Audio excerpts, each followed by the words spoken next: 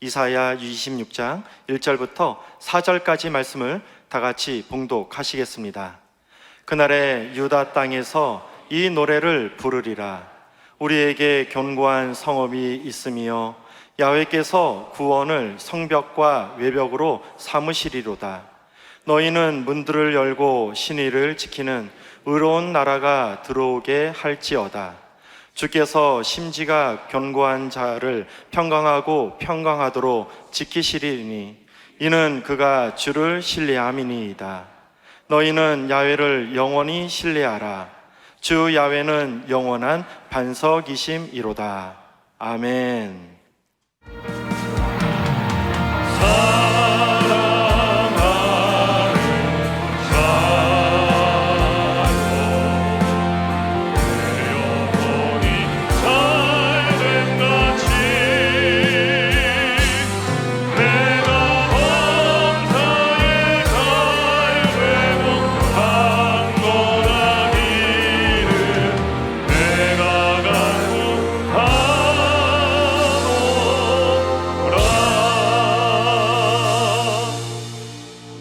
주님, 이 나라와 이 민족의 운명을 주님께 맡겨드립니다.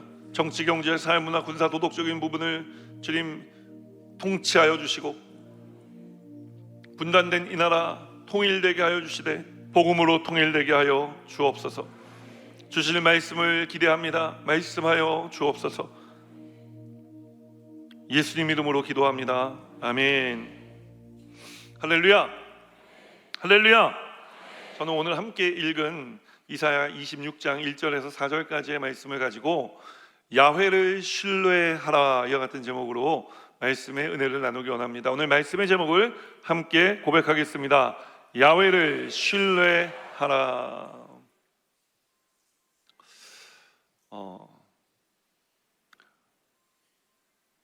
한 가정에 할아버지와 손자가 목욕탕을 갔습니다.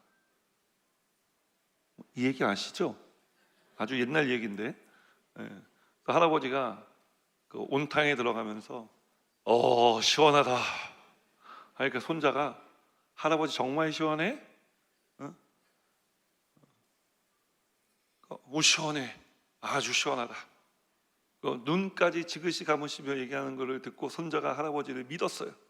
그 손자가 탕 안에 들어갔는데 물이 얼마나 뜨거운지 뜨거워! 하고 뛰쳐나가서 아버지한테 뭐라고 얘기했느냐? 아빠, 세상에 믿을 사람이 한 사람도 없어요. 할아버지마저 거짓말을 했다는 거죠. 여러분, 우리가 살아가는 시대는 불신의 시대입니다. 믿음이 흐려지는 시대인 것입니다. 왜 이렇게 믿음이 흐려지기만 하는 것일까요? 모든 세상 일의 답은 말씀에 기록되어져 있습니다. 성경은 답하기를 사무엘상 3장 1절에 이렇게 답을 합니다. 우리 함께 읽겠습니다. 사무엘이 엘리 앞에서 야훼를 섬길 때에는 야훼의 말씀이 희귀하여 이상이 흔히 보이지 않았더라. 말씀이 희귀하여졌기 때문이다 라고 성경은 이야기하는 것입니다. 자, 이때는 사무엘의 때입니다. 사무엘은 이스라엘의 마지막 사사입니다. 사사란 어떤 사람이었느냐? 하나님이 왕이시고 왕이신 하나님을 대리해 하나님의 말씀을 백성들에게 가르치며 돌보던 일을 했던 사람이 바로 사사였습니다. 자, 그런데 사사의 시대가 저물어가고 있는 것입니다. 무엇입니까? 하나님이 왕이신 세상이 종말을 맞이하고 있는 것입니다. 자, 그럴 때 어떤 일이 일어났다고요? 하나님의 말씀이 희귀해지고 이상이 흔히 보이지 않았다. 말씀이 희귀해지니까 이상이 보이지 않았다는 거예요. 그럼 이 이상이 무엇이냐? 영어 성경에 보니까 비전이라고 써 있는데 이 비전은 라틴어 비지오에서 온 단어거든요. 그러니까 보다라고 하는 의미를 가지고 있습니다. 그런데 여러분, 내가 보는 게 아니라 하나님께서 보여주시는 것을 보는 겁니다. 좀 수동적인 의미가 있는 단어예요. 그런데 이상이 흔히 보이지 않았다. 앞이 보이지 않았다는 이야기 아닙니까? 이 보다라는 말을 하나님의 인도하심이라는 단어와 바꾸어 넣어서 읽어보면 하나님 말씀이 희귀해지니 하나님의 인도하심이 드물어졌고, 그러니 사람들이 어떻게 살았느냐 하면 사사기 21장 25절 말씀은 이르기를, 함께 읽겠습니다. 그때 이스라엘의 왕이 없으므로 사람이 각기 자기의 소견에 오른 대로 행하였더라. 지 마음대로 살았다는 이야기입니다. 자기 마음대로 각기 제갈 길로 간 결과는 어땠습니까? 눈앞에 먹을 풀만 쫓아가던 양들이 이 가까운 것밖에 보지 못하고 멀리 있는 것을 보지 못해 결국은 그 풀 따라가다가 위태한 낭떠러지에 고립되는 것처럼 그런 고립된 삶을 살아가는 사람들이 많이 생겨나고 있는 것입니다. 사랑하는 여러분, 지금은 우리가 믿음을 회복해야 될 때인 줄 믿습니다. 야훼를 신뢰해야 될 때인 줄 믿습니다. 야훼를 신뢰하는 삶을 살아가는 우리 여의도 순복음문단교회 성도님들이 되시기를 주님의 이름으로 축원합니다. 그래서 오늘은 어떻게 해야 우리가 하나님을 날마다 더 믿고 신뢰하는 삶을 살아갈 수 있을까에 대해 말씀의 은혜를 나누기 원하는 것입니다. 첫 번째로 성경이 주는 메시지는 무엇이냐? 신의를 지키라는 것입니다. 우리 함께 고백하겠습니다. 신의를 지키십시오. 우리 본문 2절 말씀 함께 읽겠습니다. 너희는 문들을 열고 신의를 지키는 의로운 나라가 들어오게 할지어다. 여러분, 신의, 믿음을 지키라는 것입니다. 의리를 지키라는 거예요. 저는 믿음이라는 단어와 의리라는 단어를 같이 사용하는 경우가 종종 있습니다. 여러분, 의리 있는 사람이 믿음 지키는 것이고 믿음 있는 사람이 의리를 지키는 줄 믿습니다. 여러분, 하나님 앞에 믿음 가지고 살아가야 됩니다. 하나님께 의리를 지키시기를 주님의 이름으로 축원합니다. 오늘 본문 이사야 26장은요, 이스라엘 백성들이 바벨론에 포로로 끌려가 살던 시절의 이야기입니다. 그들은 나라가 멸망당하고 성전이 무너져 내리고 포로가 되어 바벨론 땅으로 끌려와 살고 있는 중인 것입니다. 그들이 끌려오며 하나님께서 신의를 저버렸다. 의리 없는 하나님, 언제는 영원히 예루살렘 성을 지켜주시고 다윗하고 언약하시고 성전을 영원히 하나님의 빛 가운데 있게 하시고 하시더니 이게 다 거짓말이었다는 거예요. 예루살렘 성은 무너지고 성전도 무너지고 나라가 멸망당하고 지금 우리가 이렇게 포로로 저 먼 이국 땅에 끌려가고 있지 않느냐. 이스라엘 백성들은 포로로 끌려간 내내 하나님을 원망했습니다. 하나님께 불평했습니다. 하나님, 어떻게 내 삶에 이런 일을 행하실 수가 있습니까? 이스라엘 백성들은 날마다 하나님을 원망하고 불평한 것입니다. 그런데 이제 끌려가 어쩔 수 없는 포로 신분이 되어 살아가다 보니 좀 흥분이 가라앉게 되고, 흥분이 가라앉으니 이제 지나온 시간을 되돌아보게 된 겁니다. 어쩌다가 우리가 이렇게 포로 신세가 되었는가. 쭉 이스라엘 백성들이 역사를 되돌아보니, 그들의 시간을 되돌아보니 어디까지 흘러갔느냐? 여러분, 이스라엘 백성들이 애굽에 종살이하던 시절까지 흘러간 겁니다. 왜냐하면 이스라엘 백성들 말씀을 배워 알고 있었기 때문에 말씀을 통해 그들의 삶의 궤적을 쫓아가 본 겁니다. 그래서 쫓아가 보니 하나님께서 애굽에 430년 종살이하던 이스라엘 백성들을 내 백성 삼아 주셔서 출애굽시켜 주신 그 은혜의 시간들을 그들이 기억하게 된 것입니다. 그들이 잘해서 구원받은 건 아닙니다. 하나님께서 내 백성 삼겠다고, 내 자녀 삼겠다고 말씀하신 후에 하나님께서 구원해 주신 것입니다. 그 구원의 이끌림을 따라 그들은 그냥 구원받은 삶을 사는 거예요. 그러면 아무것도 없이 구원을 받았으면 감사하는 삶을 살아가고 하나님께 늘 하나님 땡큐 하고 살아야 되는데, 여러분, 이스라엘 백성들이 하나님께만 땡큐 했습니까? 하나님께만 감사했습니까? 아닙니다. 가나안 땅에 들어가니까 가나안 농경식인 신인 바알 신이나 아세라 여신 같은데, 풍요의 여신 아세라 여신 같은 이런 이방 신들에게 눈이 뒤집어져 가지고 막 그 신전에 가면은 막 건포도 떡 이런 거 주니까요, 여러분 맛있죠 사실. 건포도 떡 좋아합니다. 그 건포도 떡을 막 주니까요, 막 성전에 가면 무교병, 막 누룩도 안 들어가고 막 부풀지도 않은 거, 막 딱딱한 거, 막 질긴 거 막 이거 씹어 먹어야 되는데, 이방 신전에 가니까 건포도 떡을 막 주는데 이전에 맛보지 못했던 맛인 거예요. 그 눈이 또 돌아가가지고 또 금방 또 아세라를 섬기고 바알을 섬기고 하나님 제가 하나님 안 믿는 거 아닌 거 아시죠? 제가 하나님 그래도 여기까지 인도해 주신 거 감사 안 하는 거 아닙니다. 감사합니다. 그런데 건포도떡이 더 맛있는 걸 어떡합니까? 하고 건포도떡 먹고 가버린 거예요. 그러다가 나라가 망했다는 사실을 이스라엘 백성들이 깨닫습니다. 여러분, 그리스도인들에게 이 잘못을 깨닫는다는 것은 그냥 깨달음이 아니라 우리는 회개라는 단어를 사용하죠. 회개는 뭐죠? 행동이에요. 돌아가는 겁니다. 어떻게 돌아가죠?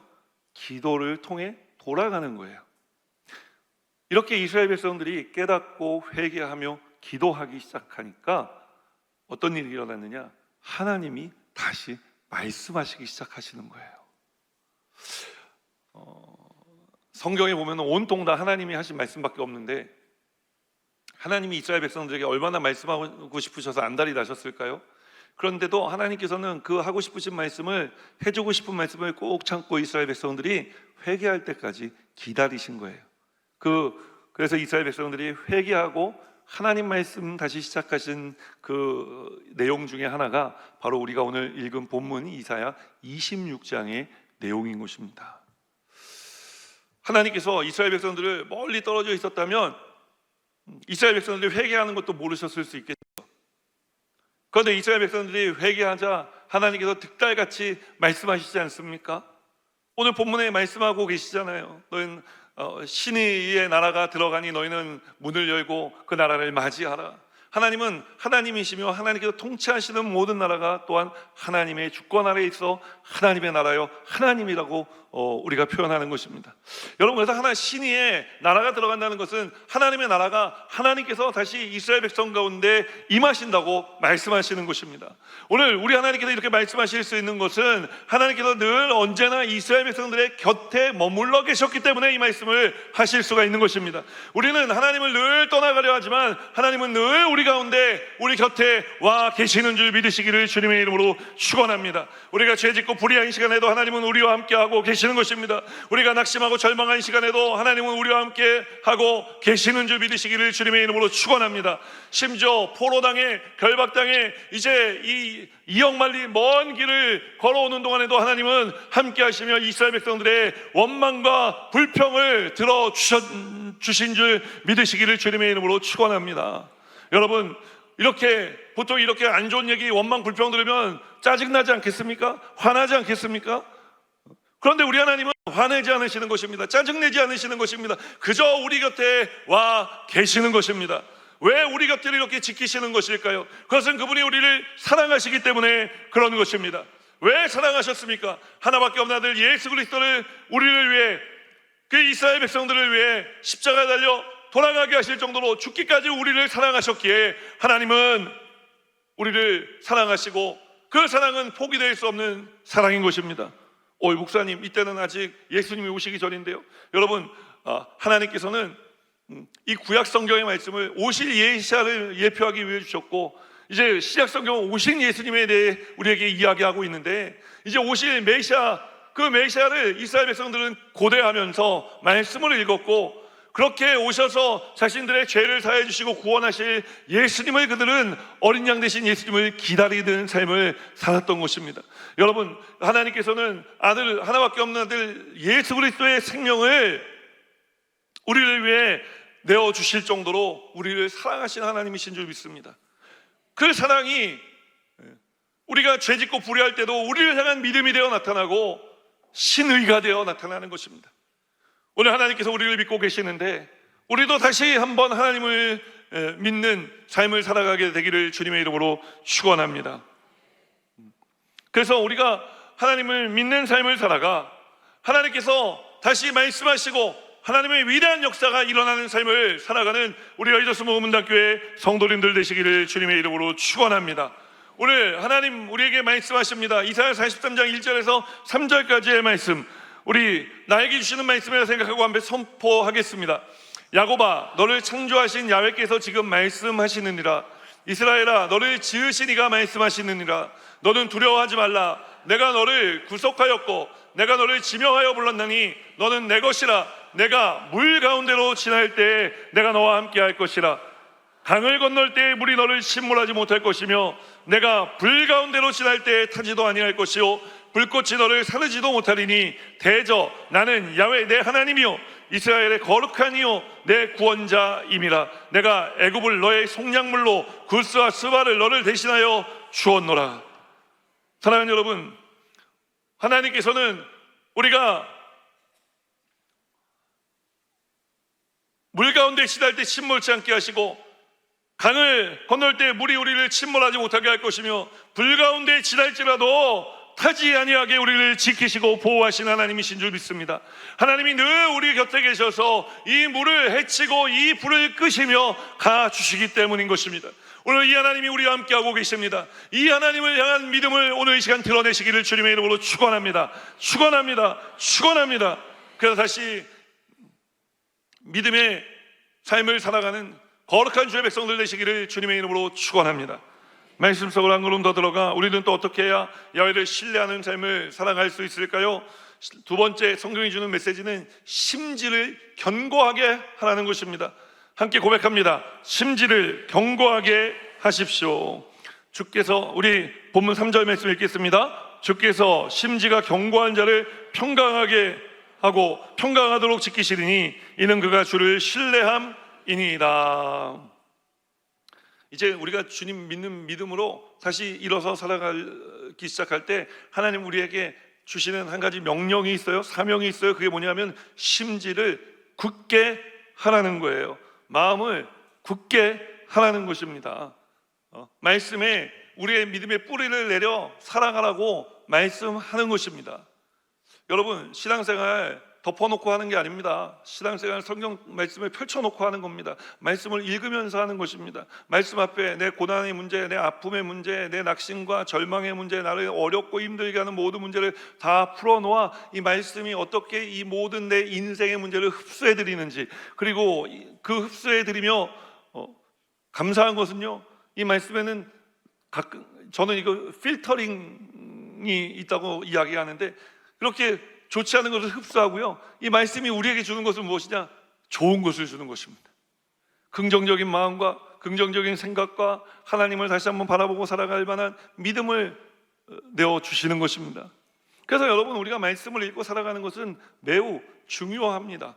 오늘 날 어떤 분들 보면은요, 교회에서 감정 충만하게 신앙생활 하시는 분들이 있어요. 마음이 동하면 아골골짝 빈곤해도 복음 들고 가오리다 하다가 마음이 조금 상하면 거길 내가 왜 가냐? 뭐 이러신 분들이 계세요. 아, 목사님, 제가 목숨 바쳐 주일 하겠습니다 하다가 기분 나빠지면은 다 때려치고 그만두겠습니다. 그냥 이놈의 그냥 그만하고 말지 내가. 여러분, 감정도 하나님이 주신 겁니다. 그래서 우리가 감정을 잘 가지고 신앙생활하는 거 필요하거든요. 그런데 감정으로 충만하면 안 된다는 거예요. 우리는 무엇으로 충만해야 되죠? 말씀으로 충만하고, 말씀을 들을 때 하나님 믿음을 주시니 믿음으로 충만하고, 말씀 충만한 것이 성령 충만함이니 성령으로 충만한 삶을 살아가야 하는 것입니다. 그래서 그 충만함 가운데 감성이 더해져 풍요로운 신앙생활을 해야 하는 줄 믿습니다. 감정 충만하면요, 여러분, 우리가 이리 갔다 저리 갔다 저리 갔다 이리 갔다, 성경은 뭐라고 이야기합니까? 좌로나 우로나 치우침이 없는 신앙생활을 하라고 말씀하는 것입니다. 아, 목사님, 저는 괜찮습니다. 저는 배로 치면은 큰 군함 같은 존재이기 때문에 저 믿음이 있어요. 그래서 괜찮습니다. 그래서 말씀드립니다. 어느 한 커다란 군함이 폭풍우에 휘말려서 고생을 하다가 가까스로 이제 항구가 있는 곳에 오게 되는데, 그 가까이 항구 있는데 와도 비바람이 세차게 몰아치고 있었어요. 그런데 이제 살았구나 하고 있는 그 순간에 앞에 불빛이 번쩍하고 비치는 게 아닙니까? 그래서 함장이 깜짝 놀랐습니다. 저게 뭐냐? 물어보니까 관측병들이 모르겠습니다. 지금 폭풍우가 너무 심하고 이 폭풍우를 지나는 동안 레이더도 다 망가졌고 육안으로 확인할 수밖에 없는데 비바람이 너무 몰아쳐서 앞에 무엇이 있는지 모르겠습니다. 그 함장이 백고동을 올리라고 할까, 막 백고동을 계속 올리고요, 온 함선에 있는 통신 채널을 다 열어서 여기는 군함, 앞에 군함 앞에 있는 배는 그 어떤 배든지 빨리 비키시오. 부딪히면 큰일 납니다. 그랬더니 감사하게도 바로 응답이 왔어요. 수신 감이 좋다. 그런데 나는 피할 수가 없으니 군함 네가 피해라. 그 함장이 화가 났어요. 그래서 다시 한번 얘기했습니다. 여기는 군함이라니까. 이건 큰 배요. 그러니까 빨리 피하시오. 그러니까 또 금방 대답이 돌아옵니다. 이렇게 이야기합니다. 군함, 내가 얘기하지 않았냐? 네가 피해야 된다. 여기는 등대다.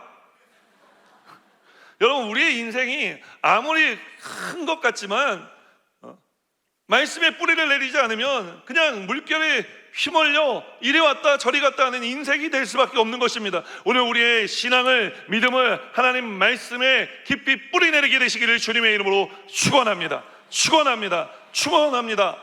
여러분, 왜 하나님께서 이 말씀에 믿음의 뿌리를 내려 살아가라고 이야기하시느냐? 그런 사람이 인생에 평강을 얻을 수 있기 때문에 그런 것입니다. 여러분, 편안한 것이 아닙니다. 평강입니다. 편안한 것은 모든 것이 만족스러운 상태에서 내가 누릴 수 있는 거예요. 그러니까 아무런 자극도 없는 상태입니다. 영어로는 comfort zone이라고 이야기해요. comfort zone. 그냥 편안한 상태예요. 아무런 no stimulate, 아무런 자극이 없는 상태입니다.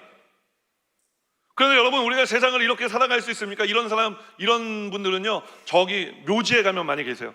No stimulate, comfort zone. 평생 그렇게 있는 거죠. 그 이후에 우리가 세상을 살아가는 동안에는 세상 풍파를 헤치고 살아가야 되는 것입니다. 우리가 등대같이 우뚝 서 있다 할지라도 거센 파도가 우리를 위협하며 몰아치는 인생을 우리는 살아내야 되는 것입니다. 그렇기 때문에 여러분, 세상의 편안함은 우리와는 상관이 없는 것입니다. 세상 사람들이 말하는 평안함이 아니라 우리에게 필요한 것은 평안함이 필요한 줄 믿습니다. 자, 그렇다면 이 평안함이라는 것이 무엇이겠습니까? 어떠한 자극, 어떤 고난, 어떠한 힘듦이 있어도 나는 안전하다. 주님이 나와 함께 하시니 나는 안전하다. 거센 파도가 몰아쳐 그 파도를 보면 무섭지만 그래도 마음 한편에 주님이 나와 함께 하시니 나는 안전합니다. 여러분, 이런 고백이 나오는 게 평안함이에요. 예수님께서 이 평안함에 대해 말씀하시는데 요한복음 14장 26절로 27절 말씀 함께 읽겠습니다. 보혜사 곧 아버지께서 내 이름으로 보내실 성령, 그가 너희에게 모든 것을 가르치고 내가 너희에게 말한 모든 것을 생각나게 하리라. 평안을 너희에게 끼치노니 곧 나의 평안을 너희에게 주노라. 내가 너희에게 주는 것은 세상이 주는 것과 같지 아니하니라. 너희는 마음에 근심하지도 말고 두려워하지도 말라. 주님 주시는 평안함을 가지면요, 여러분, 근심이 사라지는 것이고 두려움이 떠나가는 것입니다. 그게 어디 있어요? 주님이 하신 말씀을 생각할 때, 주님이 주신 말씀을 읽을 때, 여러분, 그와 같은 놀라운 역사가 일어나는 것입니다. 그리스도의 은혜와 평강이 오늘 이 예배에 나오신 모든 성도님들의 삶에 충만하시기를 주님의 이름으로 축원합니다. 마지막 세 번째로 우리가 또 어떻게 해야 야훼를 신뢰하는 삶을 살아갈 수 있을까요? 첫 번째는 하나님과 의리 지키자, 신의를 지켜라 라고 말씀드렸고, 두 번째는 뭐였죠? 심지를 견고하게 하라. 성경에 있는 말씀들이죠. 마지막 세 번째로 하나님 우리에게 주시는 것은 무엇이냐? 하나님을 영원히 믿으라는 것입니다. 우리 함께 고백하겠습니다. 하나님을 영원히 신뢰하십시오. 하나님께서 이스라엘 백성들에게 주시는 말씀입니다. 나를 영원히 신뢰하라. 왜요? 그분이 우리의 반석이 되어주시기 때문에, 반석이 되어주시기 때문에 그분을 영원히 믿을 수가 있는 것입니다. 하나님께서 왜 영원히라는 단어를 말씀하셨을까요? 너희는 야훼를 신뢰하라. 그냥 이것도 멋있지 않습니까? 근데 굳이 왜 영원히 신뢰하라고 말씀하셨을까요? 내용을 뒤집어 읽어보면 영원히 신뢰하지 않았기 때문에. 그래서 지금 이스라엘 백성들이 이런 고난을 겪고 있는 것 아닙니까? 그들은 때때로 주님을 믿었습니다. 그런데 하나님께서 이제 요구하시는 것은 니네들 고난당에 이제 깨닫고 나를 신뢰하는 것에 대해 다시 한번 생각해봐라. 이런 고난당할 때에만 나를 찾고 나를 믿는 게 아니라 인생의 무사한 날에도 나를 믿어야 할지어다 라고 말씀하시는 것입니다. 여러분, 우리가 사실 사람이다 보니까 좀 쫄릴 때 기도하지 않습니까? 좀 편안하면은 기도도 게을러져요. 또 마음이 졸이고 막 이런 일들이 있으면요, 우리가 막 누가 기도하라고 얘기 안 했는데도 막 기도의 자리 막 나오고 막 그러더라고요. 제가 지난 금요 성령대왕의 시간에 이제 저기 신림동에 있는 왕성교회 우리 길자연 목사님 섬기시던 교회 이제 그 길요나 목사님께서 목회하고 계시는데 그 교회 가서 이제 철야 설교를 했어요. 거기 이제 돌파 기도회라는 그 기도회를 하더라고요. 그 40일 기도회를 하는 거예요. 근데 제가 감동받았던 거는 기도 온도계라고 해서 그동안 이제 매일 나오시는 분들의 인원수를 더해서 그 인원을 이제 뭐 2만 5천 뭐 이렇게 적어 놓으셨더라고요. 그리고 제가 도전됐던 거는 저는 이제 10시까지 설교를 하고 9시에 시작하는데 이제 10시까지 설교를 하고 가라는 거예요. 그래서 제가 이 순복음 목사가 좀 자존심이 이제 저는 끝까지 함께 하기를 원했지만 목사님이 그냥 가라고 괜찮다고. 그래서 목사님 왜 가요? 그랬더니 우리는 1시간 동안 더 기도해요. 그 11시에 끝난다는 거예요. 그래서 또 11시에 끝난다는 얘기를 듣고 냉큼 짐을 챙겨 나왔죠. 네, 설교하고.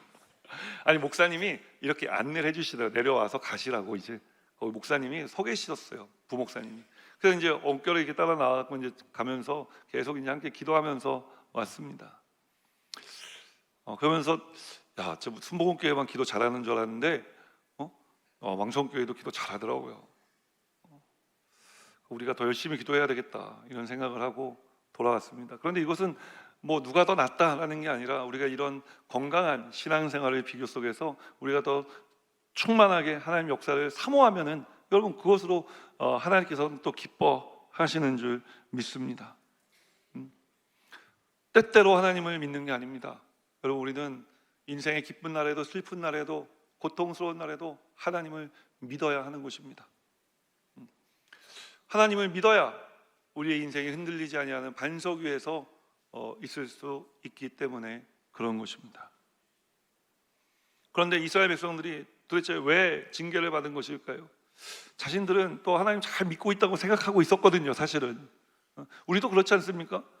하나님께서 한 대 딱 때렸는데 왜 맞았는지 몰라요. 그 기분이 나쁘죠. 일단 여러분 말을 해서 안 들으면은 어떻게 해야 됩니까? 맞아야죠. 그렇다가 이 매를 맞는다 그래갖고 맞는다 그러니까 또 오해하시는 분들 계시는데 그냥 막 분노에 못 이겨서 막 두들겨 패는 거 이런 거 얘기하는 거 아닙니다.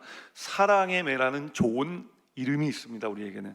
근데 이 사랑의 매는 아무에게만 허락된 것이 아니라 부모와 자녀, 스승과 제자에게만 허락된 매입니다. 자녀들이 잘 되길, 제자들이 잘 되길 바라는 마음에 매를 어쩔 수 없이 드는 순간이 있다는 거예요. 하나님께서 그냥 어느 날 갑자기 너네들 똑바로 해라 말 안 들어? 엎드려 뻗쳐 이게 아니었어요. 하나님께서는 잘해야 된다, 나를 섬겨야 된다. 하나님께서 수백 년 동안 얘기하셨어요. 누구를 보내서요? 선지자들을 보내서요. 나에게 돌아오라, 나에게 돌아오라. 잘못된 길에서 나에게 돌아오라. 호세아 선지자가 그 대표적인 인물 아닙니까? 나에게 돌아오라. 이스라엘 백성들 콧방귀 꼈어요. 흥 하고 안 돌아왔어요. 우리 잘하고 있는데 하나님이 셈이 나나 보다. 우리가 바알하고 아세라 거기 가고 자주 가고 막 건포도 또 먹으니까 하나님이 좀 셈이 나시나 보다. 아유 하나님은 셈도 많으셔. 뭐 그럴 수도 있지. 우리가 하나님 사랑 안 하는 거 아니고 하나님 안 믿는 거 아닌데 우리가 세상에 나가서 살고 교회 와서 예배드리는 우리의 모습과 크게 다르지 않지 않습니까? 우리가 계속 이런 삶을 살면요 하나님께서 사랑의 매를 드시는 거예요. 사랑의 매를 들어서 우리를 때리시는 것입니다. 그런데 때리면은 때리는 사람은 괜찮을까요?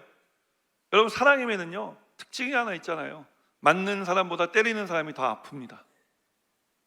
저도요 어려서 어머님께 엄청 두들겨 맞았어요. 빗자루가 부러져 나가고 총채자루로 맞고 오랜만에 들어보네요. 총채. 저는 삼형제라 저희 어머님이 뭐 아들 셋을 키우다 보면 다 이렇게 변하시더라고요. 옛날 처녀 때 사진 보면 그런 분이 아닌 것 같은데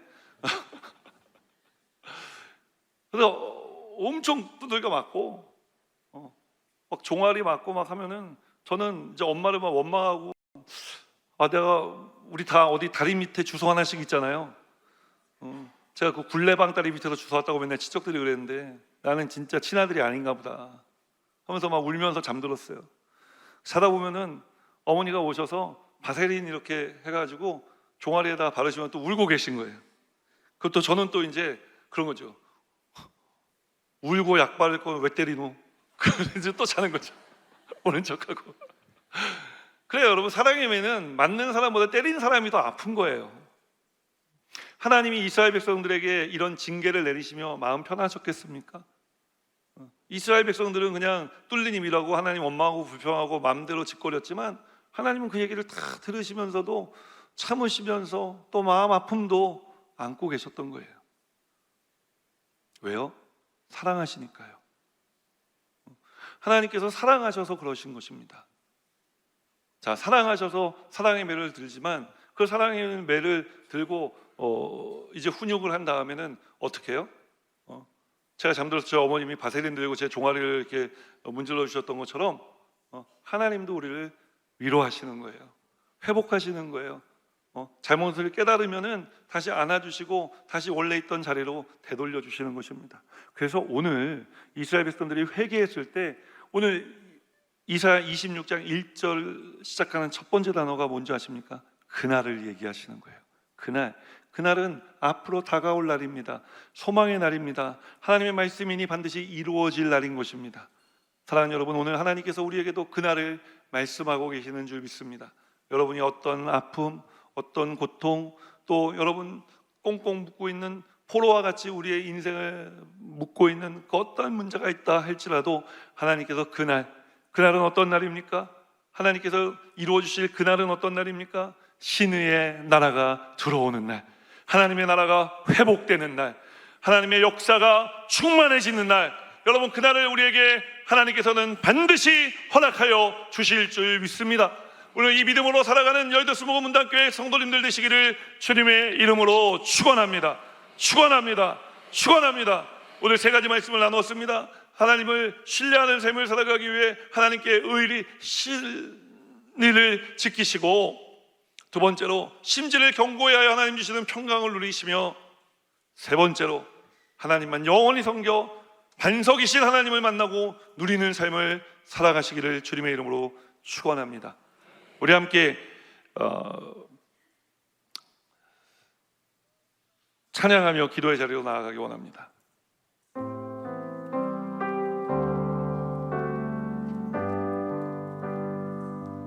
내 하나님 서신 발 앞에 무릎 꿇고 경배하리. 큰 권능과 영광이 가득한 내 아버지 계신 이곳 또 하나님 그 빛난 얼굴 배우며 두 손 들고 나아가리. 찬송과 존귀와 영광과 능력을 그 하늘 보좌 위에 주님께. 하나님의